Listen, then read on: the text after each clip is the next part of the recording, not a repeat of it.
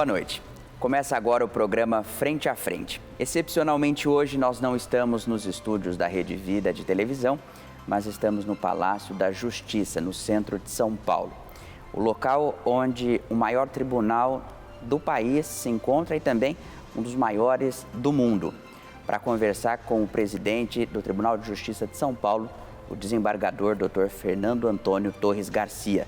Nessa conversa especial, Dr. Fernando conta os trabalhos do TJSP e as novidades que envolvem o TJ durante sua administração. Fernando Antônio Torres Garcia é natural de São Paulo e formou-se em Direito pela Universidade de São Paulo, USP, turma de 1982. Iniciou sua carreira na magistratura em 1983, nomeado juiz substituto da 4ª Circunscrição Judiciária, com sede em Osasco. Ao longo de sua trajetória, foi juiz titular nas comarcas de Mirandópolis, Indaiatuba, Diadema e São Paulo, no Foro Regional da Lapa. Em fevereiro de 2008, foi promovido ao cargo de desembargador. Além de sua atuação jurisdicional, foi conselheiro da Escola Paulista da Magistratura nos biênios 2016-2017 e 2020-2021. Também exerceu a presidência da Seção de Direito Criminal do Tribunal de Justiça de São Paulo, biênio 2018-2019, e ocupou o cargo de Corregedor-Geral da Justiça do Estado de São Paulo no biênio 2022-2023. Fernando Antônio Torres Garcia é o entrevistado de hoje do programa Frente a Frente.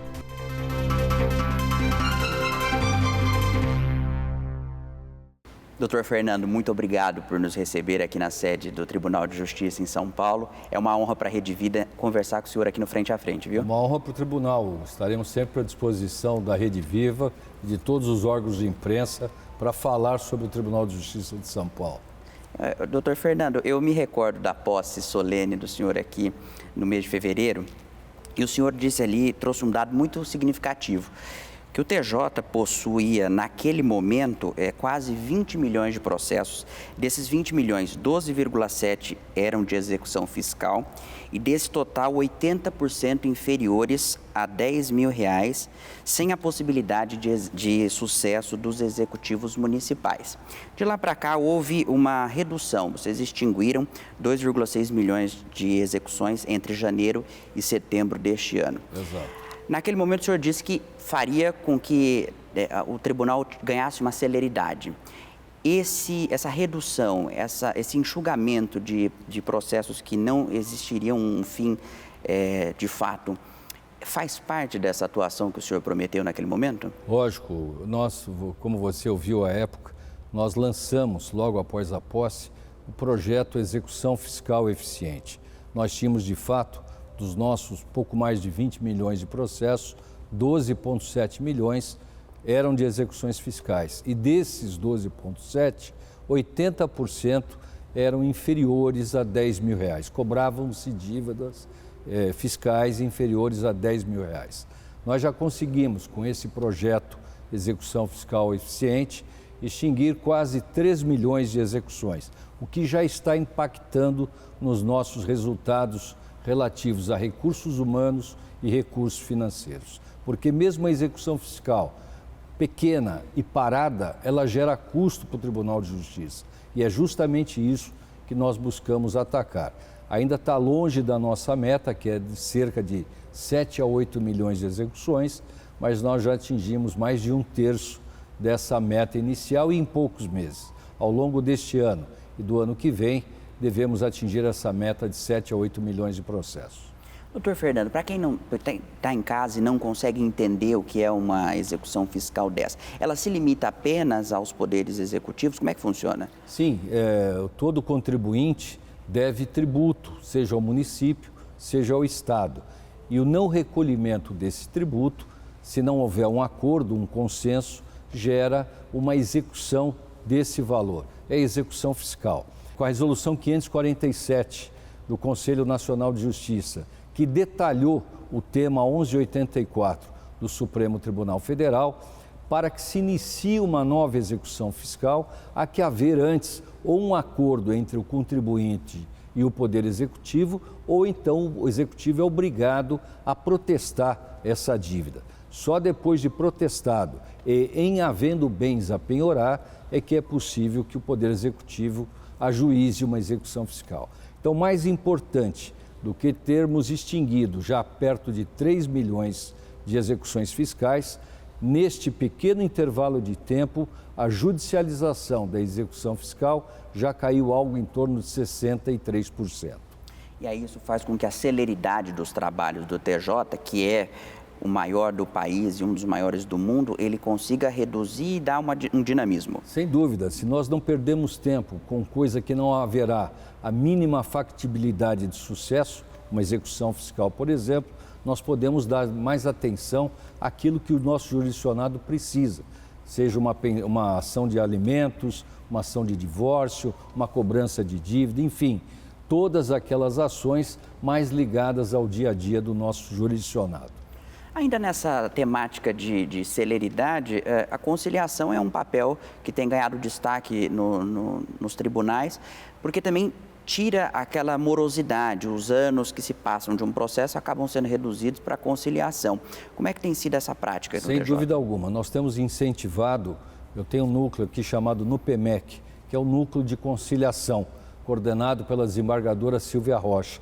Com esse núcleo, nós incentivamos todo e qualquer meio de solução amigável de conflito. Então, antes que se ingresse com uma ação judicial, é possível, em diversas áreas do Poder Judiciário, que se faça uma conciliação ou uma mediação. Isso evita a judicialização em massa, que é o que atravanca o Poder Judiciário.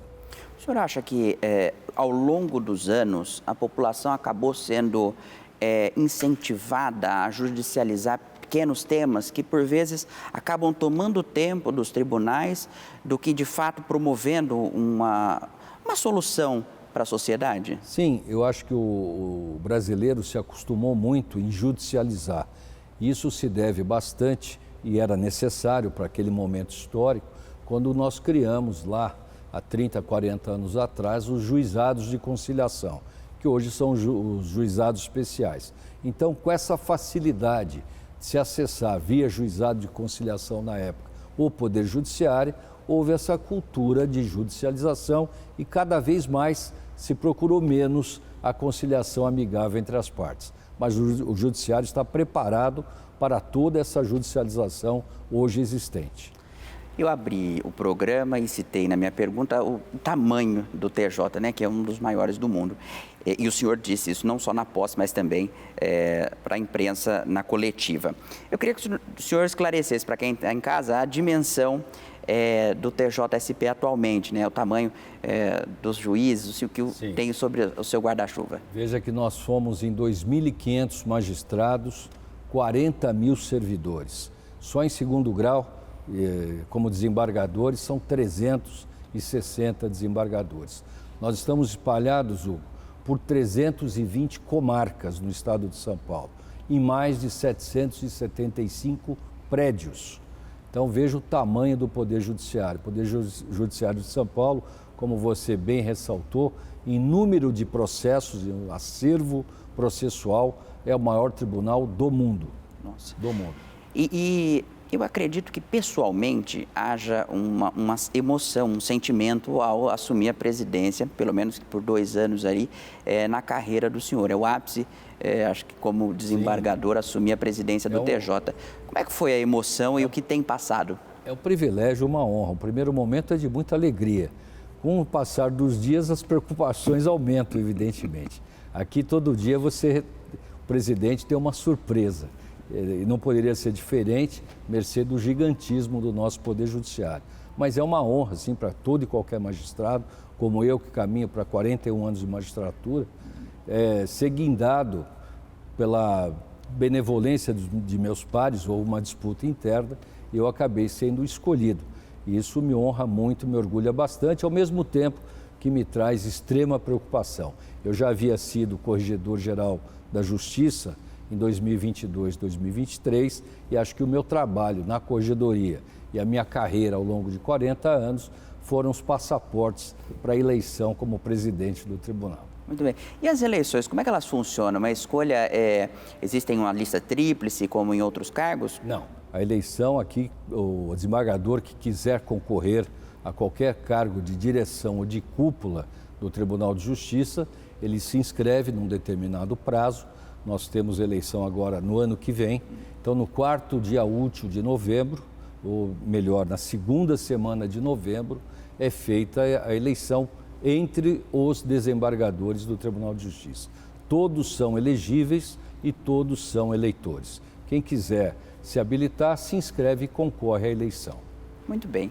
Agora eu queria falar sobre uma temática que é sempre muito exigida da Justiça, que é o diálogo, não é? A gente vê os tribunais hoje em destaque, não é? O judiciário em destaque na mídia e a população se interessando cada vez mais por temas do judiciário. Como é que o senhor vê essa preocupação ou essa participação da população em decisões, né? Eu falo em casos mais nível nacional, como os que acontecem no Supremo, mas a população querendo palpitar sobre essas decisões ou se interessando pelo que acontece nos tribunais? Hugo, nós felizmente vivemos numa democracia. Então todo brasileiro, todo cidadão brasileiro tem o direito de opinar. Assim como ele vota para o Poder Legislativo e para o Poder Executivo, ele tem direito de opinar sobre as coisas do Poder Judiciário.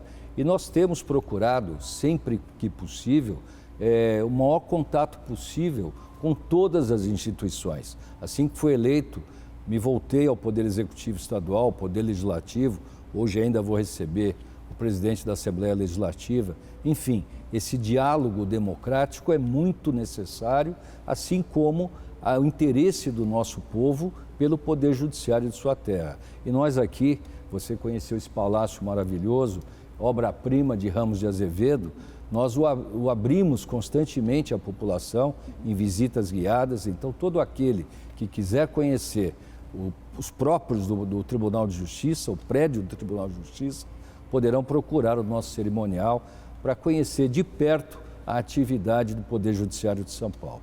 Muito bem, foi muito bom o senhor ter destacado essa questão do diálogo com as outras instituições, Poder Executivo, Judiciário, o Legislativo. O diálogo é bom, tem sido bom com essas instituições? Tem sido excelente, Hugo. Aqui em São Paulo, eu falo com muito orgulho, os 3 chefes de poder, eu no Poder Judiciário, o governador Tarcísio de Freitas no Poder Executivo, o deputado André do Prado na Assembleia Legislativa, nós temos um relacionamento extremamente independente, porém muito harmônico. Nós conversamos sempre, constantemente, eu, o governador e o deputado André, sobre as necessidades de cada poder e sobre aquilo que nós podemos melhorar para o cidadão de São Paulo. Porque o Poder Judiciário, assim como o Poder Executivo, o Legislativo, nada mais é do que um prestador de serviço, e serviço público. E quanto melhor, com mais qualidade e eficiência nós fizermos, melhor para o nosso cidadão. Dificuldades, obviamente, existem, como o senhor mesmo falou, elas são observadas dia após dia. Atualmente, quais são os maiores desafios que o senhor enfrenta? O maior desafio hoje, nós temos procurado combater isso com muita força, é a litigância predatória.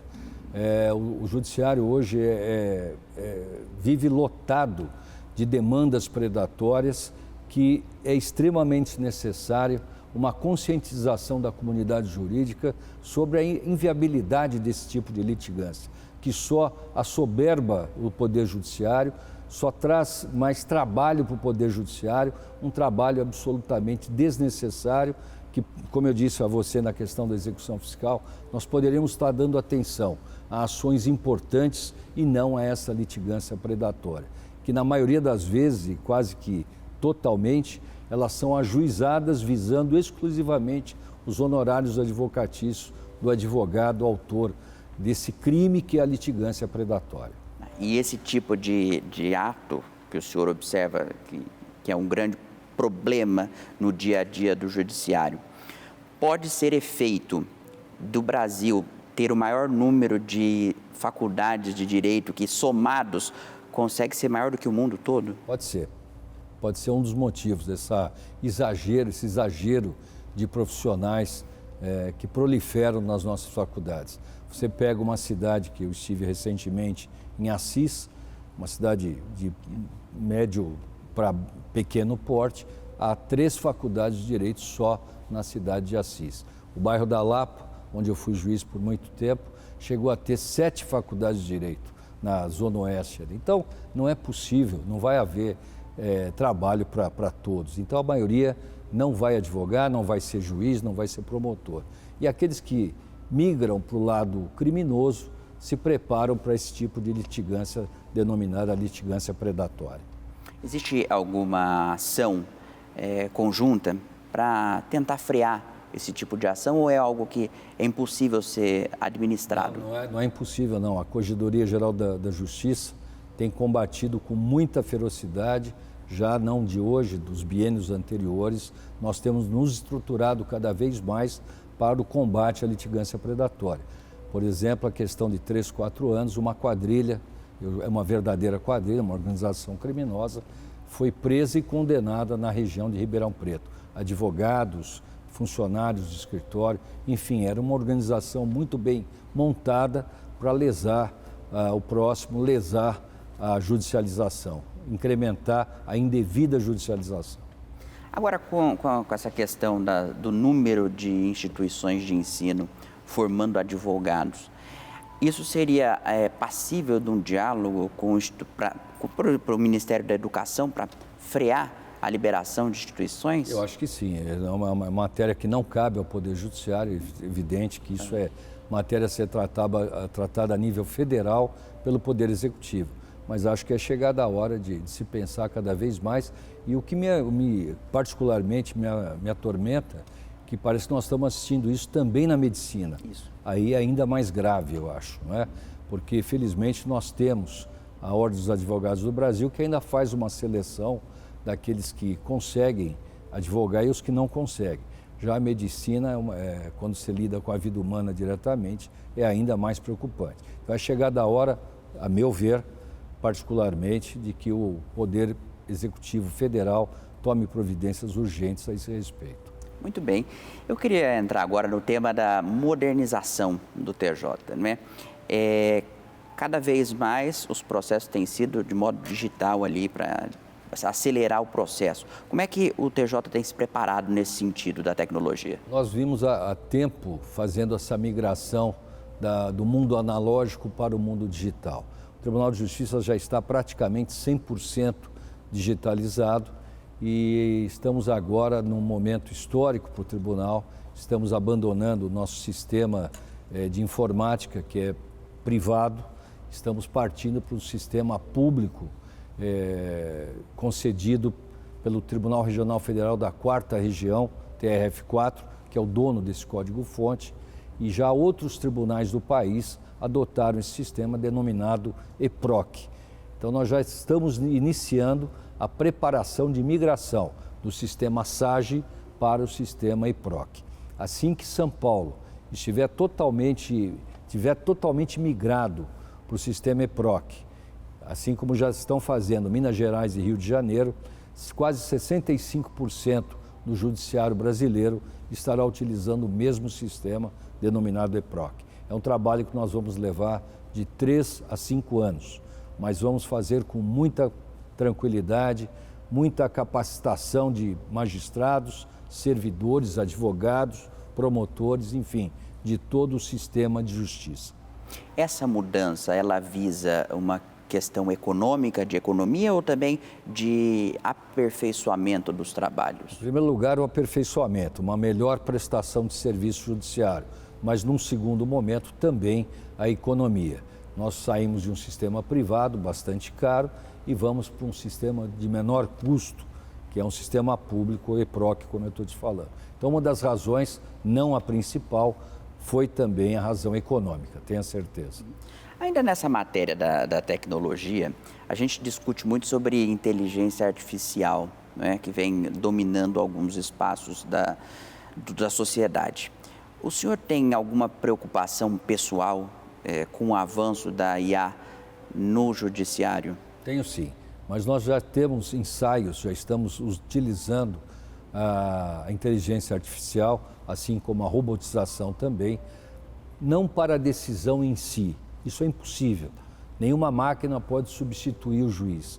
Mas estamos usando para triagens, por exemplo, de assuntos, de matérias, de temas, de modo que o processo chegue à mão do magistrado, sobretudo de segundo grau, já com toda essa pesquisa de prevenção, se há tema, se não há tema. Para isso a inteligência artificial ela deve ser utilizada e pode ser usada, não para a prestação da jurisdição.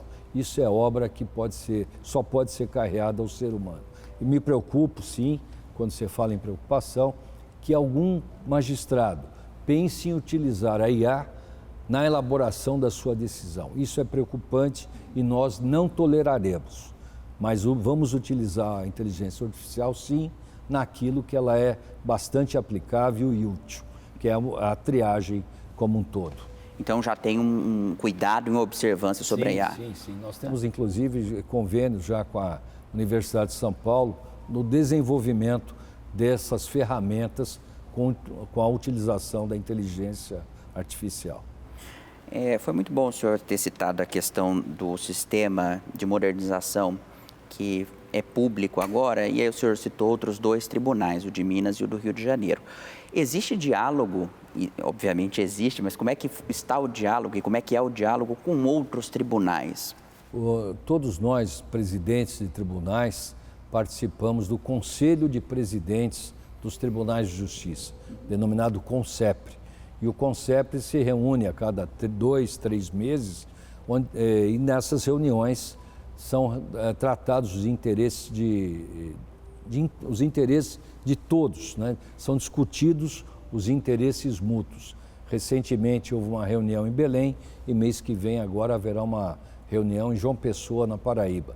Então essas matérias que são ligadas a todos os presidentes de tribunais e que interessam aos poderes judiciários dos estados são sempre discutidas nessas reuniões do CONCEPRE ou em momentos extraordinários, se a matéria for urgente. Tem um tema que as pessoas geralmente falam, que é a questão os termos jurídicos sempre muito complexos nas decisões. E aí o TJSP ganhou o selo de linguagem simples, que foi o primeiro tribunal a receber esse selo de linguagem simples, concedido pelo CNJ em janeiro desse ano. Vocês têm buscado essa preocupação, olhado com atenção esse tema, para deixar as decisões mais entendíveis para aqueles que não são do Judiciário? Essa foi uma preocupação trazida pelo ministro Barroso, presidente do Supremo Tribunal Federal e presidente do Conselho Nacional de Justiça. Ele procurou os presidentes de tribunais, sobretudo aqui em São Paulo, por ser o maior tribunal do país, como nós já falamos, e nós de pronto aderimos à ideia do ministro Barroso, porque de fato é difícil para o leigo, às vezes, ler uma decisão judicial que traz uma linguagem rebuscada, uma linguagem jurídica. Então, esse é o projeto chamado de linguagem simples. E não só São Paulo, como outros tribunais, se não me engano, 48 tribunais foram premiados com esse selo da linguagem simples. Nós devemos receber, acho que é a semana que vem. Então, nós procuramos, não só nisso, mas em outras iniciativas, sempre colaborar com o Conselho Nacional de Justiça. A execução fiscal eficiente é fruto de um trabalho iniciado no ano passado, assim que o ministro Luiz Roberto Barroso assumiu a presidência do Supremo Tribunal Federal. Era a ideia dele que a execução fiscal, como já disse, era um fator de congestionamento do Poder Judiciário e de fato é. Então, nós de pronto, de imediato, aderimos a essa ideia do ministro Barroso e lançamos aqui, como eu já lhe disse, o projeto Execução Fiscal Eficiente. Então, esse projeto e vários outros têm a adesão total do Tribunal de Justiça de São Paulo. Presidente, o tempo de mandato do senhor é apenas 2 anos. 2 anos. Quem está em casa, às vezes, imagina que com todas as demandas do judiciário, não haja tempo para desenvolver trabalhos ou projetos para modificar e aperfeiçoar o TJ. Mas ainda assim, a gente vê nessa conversa que nós temos que muita coisa tem sido feita.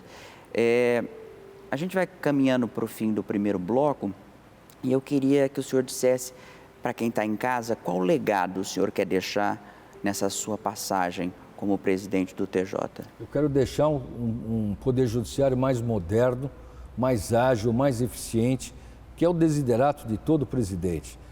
Não para beneficiar o magistrado, beneficiar o servidor, mas para beneficiar o brasileiro de São Paulo.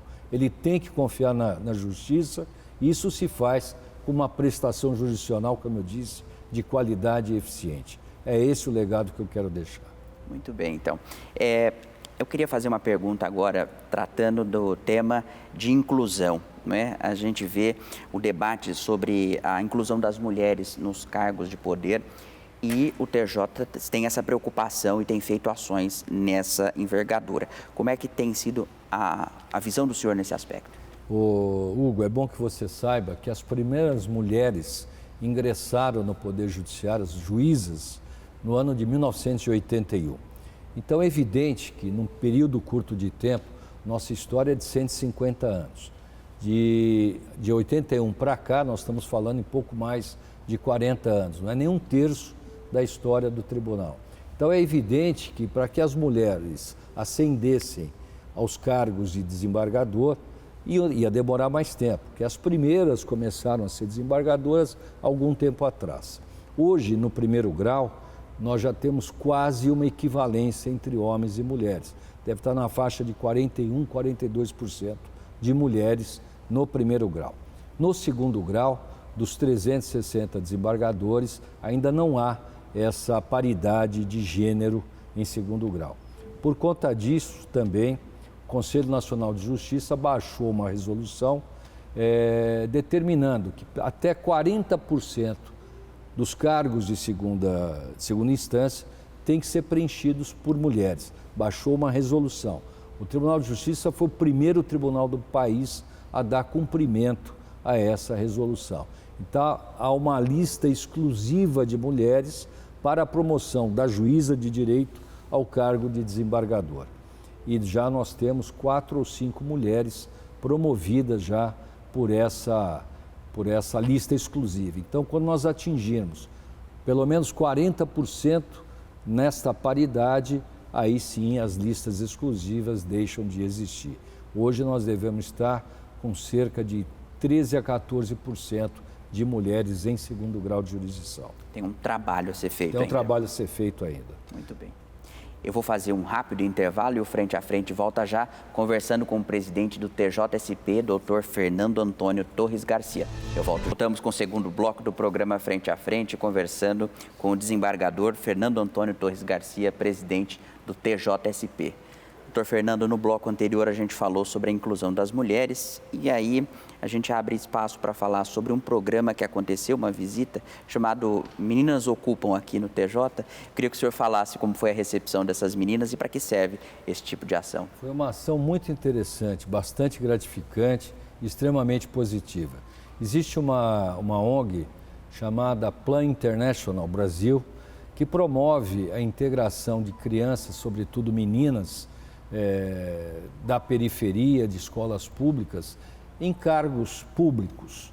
Então, simbolicamente, na sexta-feira, nós recebemos cerca de 20 meninas de escola pública, meninas, algumas negras, a boa parte negras, que vieram conhecer a vida do Tribunal de Justiça de São Paulo. E 3 delas foram empossadas simbolicamente nos cargos de presidente, vice-presidente e corregedor-geral.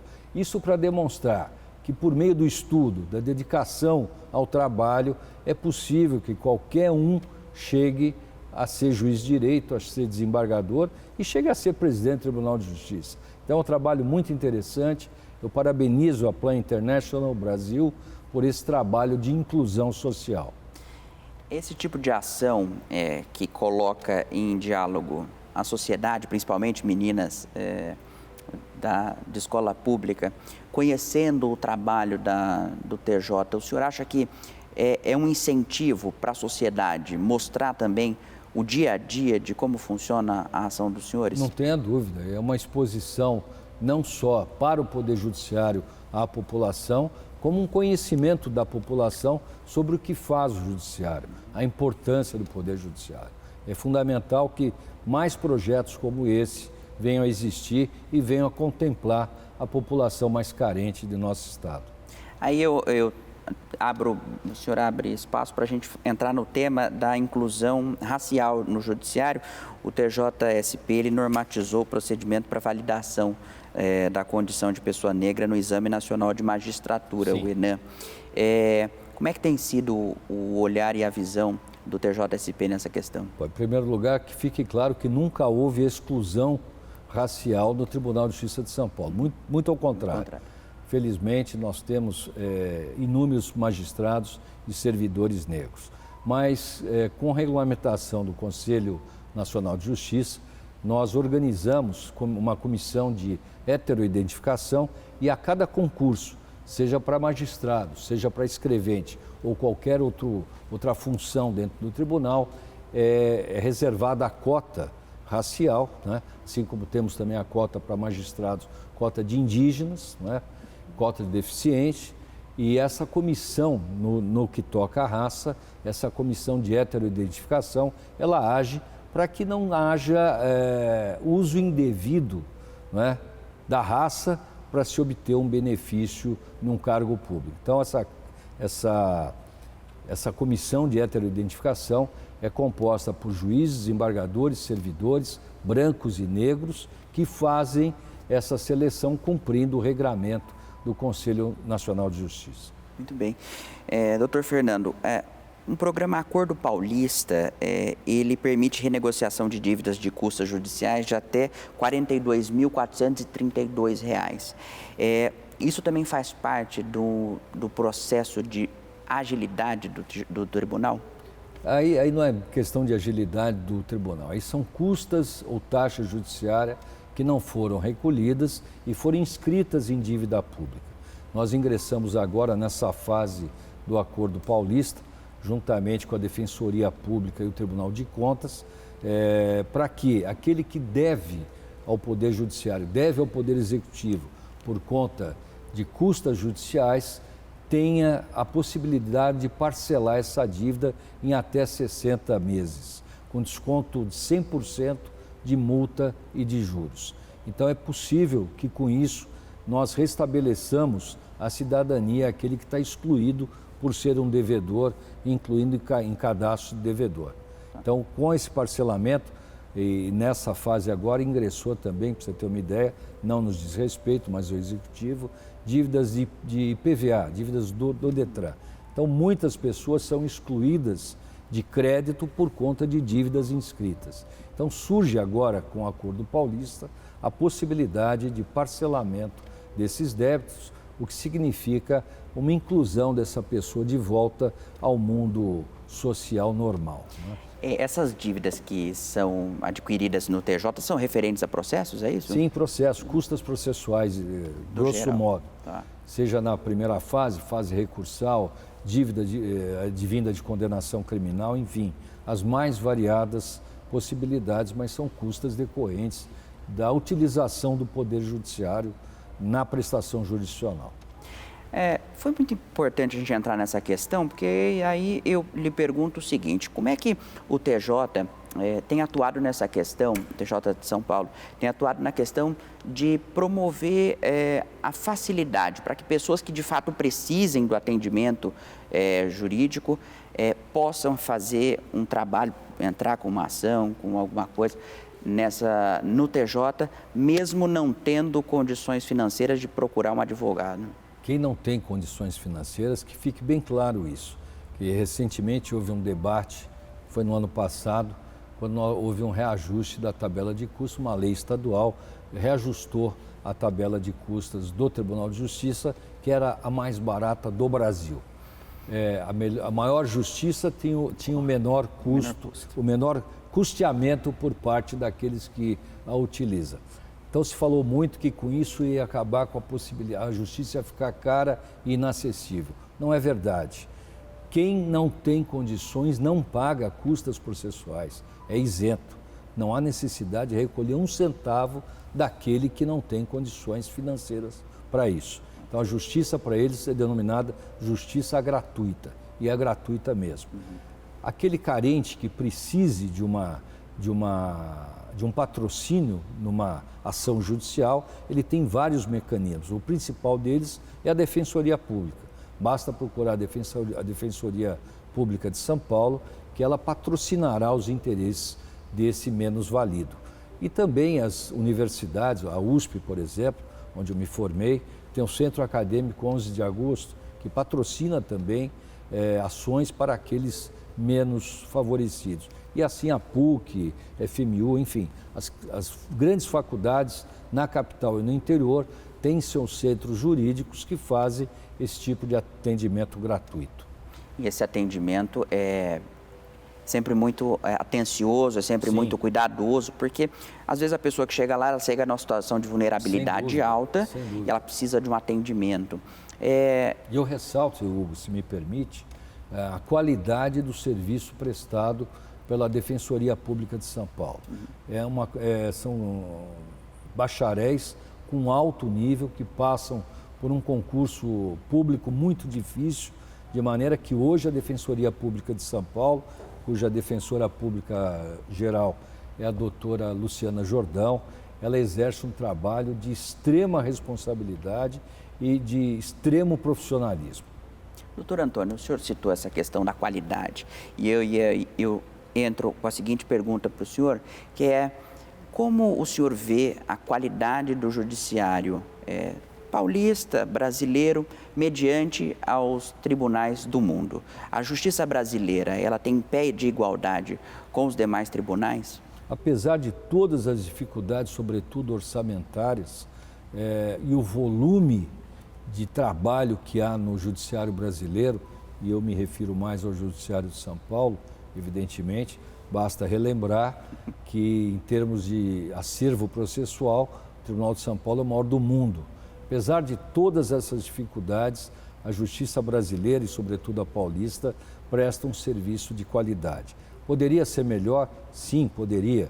Como a imprensa também poderia, como as Forças Armadas também poderiam, e é isso que nós fazemos diariamente, tentar melhorar cada vez mais. Mas saibam, podem confiar no Judiciário de São Paulo. É composto por homens e mulheres que se dedicam à causa daquele que nos procura. A gente caminha para o fim da entrevista, doutor Fernando, e eu queria que o senhor citou a imprensa, eu queria dizer como é que o senhor tem observado o papel da imprensa nesse diálogo com o judiciário.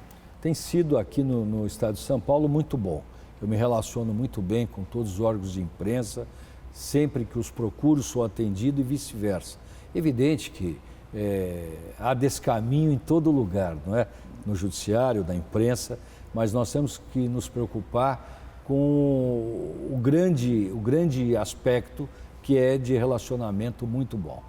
Para 2025, quais trabalhos que vão sair do papel e aqueles que estão já em caminho para a conclusão? Nós fizemos recentemente, Hugo, um Núcleo de Justiça 4.0 em segundo grau.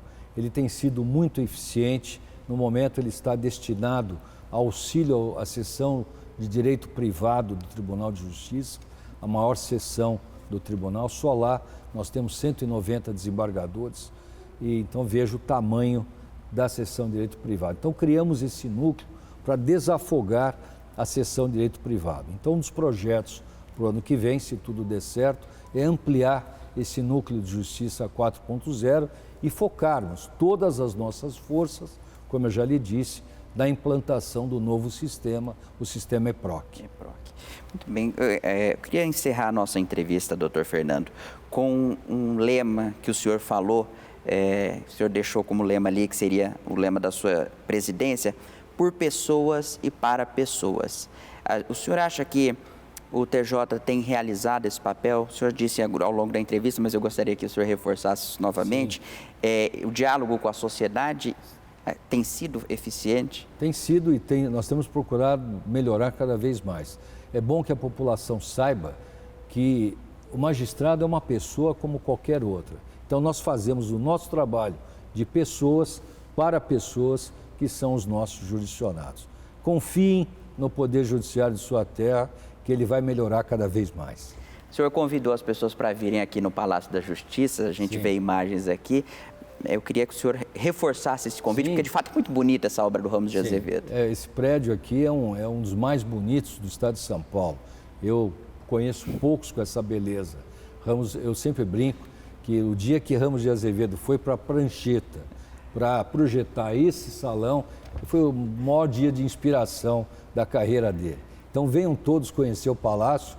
Nós temos visitas guiadas, podem ser marcadas por telefone, por e-mail, no cerimonial do Tribunal de Justiça. Será um prazer recebermos a população de São Paulo no nosso Palácio da Justiça. 150 anos do Tribunal de Justiça, eu queria que o senhor, ao longo dessa presidência do senhor, participar desse momento histórico para o tribunal deve ser algo grandioso e, pessoalmente, uma satisfação. Para mim, um privilégio, né, Hugo? Nós comemoramos no dia 13 de fevereiro, completamos o sesquicentenário do tribunal. 150 anos de história, muito bem prestada ao povo de São Paulo, ao brasileiro de São Paulo.